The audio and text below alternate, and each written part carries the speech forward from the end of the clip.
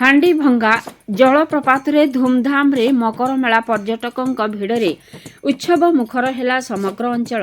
କେନ୍ଦୁଝର ଜିଲ୍ଲା ଯୋଡ଼ା ବ୍ଲକ ଅଧୀନରେ ଅବସ୍ଥିତ ଓ ପର୍ଯ୍ୟଟକଙ୍କୁ ଆକୃଷ୍ଟ କରୁଥିବା ପ୍ରସିଦ୍ଧ ହାଣ୍ଡିଭଙ୍ଗା ଜଳପ୍ରପାତ ପରିସରରେ ପବିତ୍ର ମକର ସଂକ୍ରାନ୍ତି ଅବସରରେ ମକର ମେଳା ଅତ୍ୟନ୍ତ ଧୁମଧାମ ଓ ଉତ୍ସବମୟ ପରିବେଶରେ ପାଳନ କରାଯାଇଛି।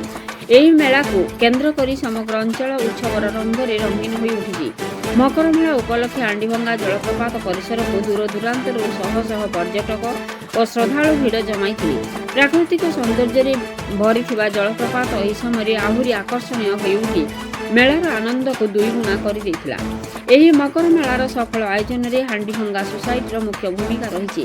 ମେଳା ଉଦ୍ଘାଟନ ଓ କାର୍ଯ୍ୟକ୍ରମରେ ସୋସାଇଟିର ସଭାପତି ସୁଶାନ୍ତ ଖମାଣିଆ, ସମ୍ପାଦକ ଅରୁଣ ବାରିକ, ସହ ସଦସ୍ୟ ଡୁକୁରା ମୁଣ୍ଡା, ବ୍ରଜ ମୁଣ୍ଡା, ଶିପାଲ ମୁଣ୍ଡା, ରୟା ମୁଣ୍ଡା, ରାଜେଶ ମୁଣ୍ଡା, ଯଦୁ ମୁଣ୍ଡା, ରୂପା ଗାଗରାୟ ସହ ଅନେକ ଗଣ୍ୟମାନ୍ୟ ବ୍ୟକ୍ତି ଉପସ୍ଥିତ ରହି ମେଳାକୁ ସଫଳ କରିଥିଲେ। ଏହି ମେଳା ପାଇଁ ବଡ଼ କାଳିମାଟି ଡେଭଲପମେଣ୍ଟ ସୋସାଇଟି ସଭାପତି ଶ୍ରୀଯୁକ୍ତ ବଳଭଦ୍ର ପାତ୍ର ଆର୍ଥିକ ସହଯୋଗ ପ୍ରଦାନ କରିଥିବାରୁ ସୋସାଇଟି ପକ୍ଷରୁ କୃତଜ୍ଞତା ଜଣାଇଛନ୍ତି। ମେଳା ପରିସରରେ ବିଭିନ୍ନ ପ୍ରକାର ଦୋକାନ, ସ୍ଥାନୀୟ ହସ୍ତଶିଳ୍ପୀ, ପାରମ୍ପରିକ ଖାଦ୍ୟ ପଦାର୍ଥ, ଖେଳଣା ଓ ମନୋରଞ୍ଜନାତ୍ମକ ବ୍ୟବସ୍ଥା ଥିବାରୁ ଶିଶୁଠାରୁ ବୃଦ୍ଧ ପର୍ଯ୍ୟନ୍ତ ସମସ୍ତେ ମେଳାର ଆନନ୍ଦ ଉଠାଇଥିଲେ।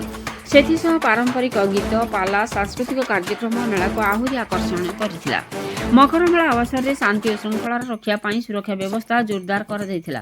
ସ୍ଥାନୀୟ ପ୍ରଶାସନ ସହ ସ୍ୱେଚ୍ଛାସେବୀମାନେ ପର୍ଯ୍ୟଟକଙ୍କ ସୁବିଧା ପାଇଁ ସଚେତନ ରହିଥିଲେ। ତେବେ ସ୍ଥାନୀୟ ଲୋକମାନେ ମତ ପ୍ରକାଶ କରି କହିଛନ୍ତି ଯେ ହାଣ୍ଡିଭଙ୍ଗା ଜଳପ୍ରପାତ ପର୍ଯ୍ୟଟନ ଦୃଷ୍ଟିକୋଣରୁ ନେଟୱାର୍କ ସମସ୍ୟା ଓ ଯାତାୟାତ ପାଇଁ ବର୍ତ୍ତମାନ ଥିବା କାଠ ପୋଲ ପରିବର୍ତ୍ତେ ଯଦି ପ୍ରଶାସନିକ ଦୃଷ୍ଟିରେ ସିମେଣ୍ଟ ପୋଲ ନିର୍ମାଣ କରାଯାଏ ତେବେ ପର୍ଯ୍ୟଟକଙ୍କ ସୁବିଧା ବଢ଼ିବା ସହ ଏହି ପର୍ଯ୍ୟଟନ କେନ୍ଦ୍ରର ଗୁରୁତ୍ୱ ଆହୁରି ବୃଦ୍ଧି ପାଇବ।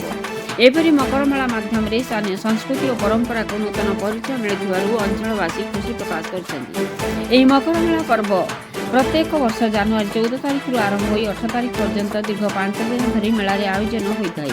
ଏହି ମକର ମେଳା ଦେଖିବାକୁ ଓଡ଼ିଶା ତଥା ଝାଡ଼ଖଣ୍ଡ ରାଜ୍ୟରୁ ମଧ୍ୟ ଦର୍ଶକଙ୍କ ସୁଅ ଛୁଟିଥାଏ। କୌଣସି ଅପ୍ରୀତିକର ପରିସ୍ଥିତି ଏଡ଼ାଇବାକୁ ବାମେଇବାରୀ ପୋଲିସ ମୁତୟନ ଥିବା ଦେଖିବାକୁ ମିଳିଥିଲା। କେନ୍ଦୁଝରରୁ ରବୀନ୍ଦ୍ର ଖମଣିଆଙ୍କ ରିପୋର୍ଟ, ମସିହା ନ୍ୟୁଜ୍। ମୁଁ ଡକ୍ଟର ବାଦଲ ବାରିକ, କୋଇଡ଼ା ବ୍ଲକ। ଆପଣଙ୍କ ଜିଲ୍ଲା ସୁନ୍ଦରଗଡ଼।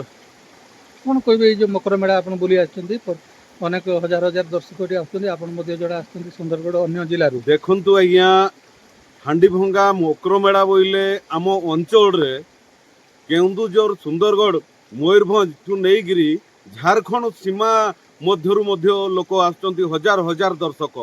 ହେଲେ ଏଠି ସୁବ୍ୟବସ୍ଥା ହେଇପାରିନି ଏ ପର୍ଯ୍ୟନ୍ତ। ଯେହେତୁ ଏ ପର୍ଯ୍ୟଟନ ସ୍ଥଳୀ ମାନ୍ୟତା ମିଳିଛି, ଖାଲି ଫଳକରେ ସୀମିତ ଅଛି, ନହେଲେ ଏଠି ବହୁତ ଦୁରବସ୍ଥା। ଦେଖୁଥିବେ ଆପଣ କେମିତି କାଠ ପୋଲରେ ଲୋକ ଯିବା ଆସିବା କରୁଛନ୍ତି, ହଜାର ହଜାର ଲୋକ। ହେଲେ ଏଠି ନେଟୱାର୍କ ମଧ୍ୟ ସୁବିଧା ନାହିଁ, ଯାହାଫଳରେ ଦୂରଦୂରାନ୍ତରୁ ଆସିଥିବା ଲୋକମାନେ ଆଜି ଫୋନ୍ ଟିକେ ନିଜ ଘରକୁ କିମ୍ବା କିଏ କେଉଁ ସାଙ୍ଗସାଥି କେଉଁଠି ଅଛନ୍ତି ହଜିଗଲେ ମଧ୍ୟ ଖୋଜିକିରି ପାଇବାଟା ମୁସ୍କିଲ ହେଇଯାଉଛି। କାରଣ ଜଙ୍ଗଲ ଭିତରେ ଝରଣା ଆପଣମାନେ ଦେଖୁଥିବେ ଡେଲି। ଏଇଠି ଡେଲି ବଣଭୋଜି ପାଇଁ ଲୋକ ଆସୁଛନ୍ତି ଏବଂ ମନ୍ଦିର ମଧ୍ୟ ସୁବ୍ୟବସ୍ଥା, ମନ୍ଦିର ମଧ୍ୟ ସୁନ୍ଦର ଭାବରେ ଗଢ଼ା ତୋଳିଛି। ହେଲେ ଏଠିକାର ରାସ୍ତା ନାହିଁ ନଥିବା ଅସୁବିଧାର ସମ୍ମୁଖୀନ ହେଉଛନ୍ତି ଆପଣମାନେ। ଯେହେତୁ ଆମ ଏ କେନ୍ଦୁଝର ମାଟିର ପୁଅ ମୁଖ୍ୟମନ୍ତ୍ରୀ ନିଜେ ମୋହନ ମାଝୀ ସାର୍ ଏ ପର୍ଯ୍ୟଟନ ସ୍ଥଳୀକୁ କେତେ ସୁନ୍ଦର ଭାବରେ ଆଗାମୀ ଦିନରେ ଗଢ଼ି ତୋଳିବେ ତାହା ଦେଖିବାକୁ ବାକି ରହିଲା।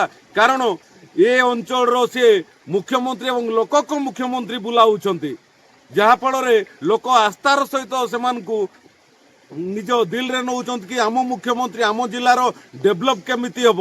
ହେଲେ 2 ବର୍ଷ ହେଇଗଲା, ସେ ଖାଲି କଥାରେ ଯାହା କାମରେ କିଛି ନୁହେଁ। ଆଗାମୀ ଦିନରେ କାମ କରିକି ଦେଖେଇଲେ ଯାଇକିରି ଆମେ ମାନିମୁ କି ସେ ଲୋକଙ୍କ ମୁଖ୍ୟମନ୍ତ୍ରୀ। ନହେଲେ ଏ ଓଡ଼ିଶାରେ ଦେଖୁଥିବେ କେବଳ ହିନ୍ଦୁ, ମୁସଲିମ ଏବଂ ଗୋ ହତ୍ୟା ନାମରେ କିପରି ଭାବରେ ଲିଞ୍ଚିଂ ଚାଲିଛି, କିପରି ଭାବରେ ଲୋକମାନଙ୍କୁ ମାରି ଦିଆଯାଉଛି।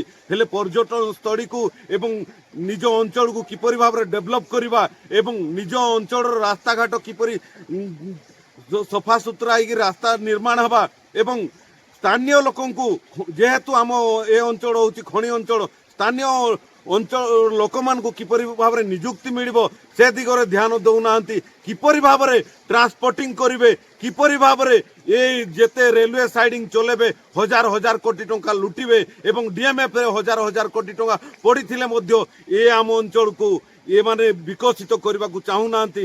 କାରଣ ସେମାନେ ବିକାଶର ମୁଦ୍ଦା ନେଇ ଏ ନିର୍ବାଚନ ଜିତିନି, କେବଳ ହିନ୍ଦୁ ମୁସଲମାନ ମନ୍ଦିର ମସଜିଦ ଏବଂ ଓଡ଼ିଆ ଅସ୍ମିତା କହିକିରି ଯେହେତୁ ଆସିଛନ୍ତି, ଦେଖିବା ଆଗାମୀ ଦିନରେ କେତେ ଓଡ଼ିଆ ଅସ୍ମିତାର ନାମଟା ଆଗକୁ ନେଉଛନ୍ତି ଏବଂ ଆମ ଏ ଅଞ୍ଚଳର ଏ ହାଣ୍ଡିଭଙ୍ଗା ଅଞ୍ଚଳ ହାଣ୍ଡିଭଙ୍ଗା ପର୍ଯ୍ୟଟନ ସ୍ଥଳୀକୁ କିପରି ଭାବରେ ମାନ୍ୟତା ଦେଇ ସୁନ୍ଦର ଭାବରେ ଗଢ଼ି ତୋଳିବା ଆଗାମୀ ବର୍ଷରେ ଆମେ ଦେଖିବୁ।